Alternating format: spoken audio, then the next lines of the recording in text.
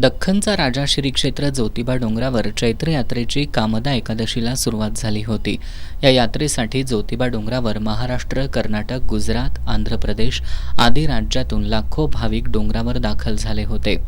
नुकतीच 1 एप्रिल रोजी चैत्र यात्रा पार पडली। आज या यात्रेची गाव भंडाऱ्यानं सांगता झाली।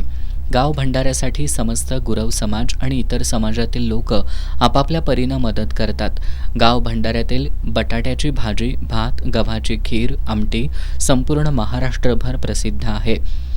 पहाटे 4 वाजता मंदिरातील घंटानाद होऊन मंदिरातील इतर धार्मिक विधी पार पडले। दुपारी 12 वाजता धूपारती निघाली आणि नैवेद्य शोभायात्रेनं यमाई मंदिराकडे नेण्यात आला। धूपारती सोहळ्यात घोडा, उंट, वाजंत्री यांच्यासह देवस्थानचे पदाधिकारी, ग्रामस्थ, पुजारी, मानाचे 10 गावकर सहभागी झाले होते।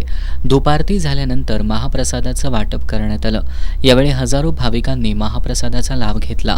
चैत्र यात्रा सांगतेनिमित्त ज्योतिबाची सरदारी रूपात सालंकृत खडी पूजा बांधण्यात आली होती। दुपारी स्थानिक पुजारी मंडळाच्या सासनकाठीची मिरवणूक निघाली।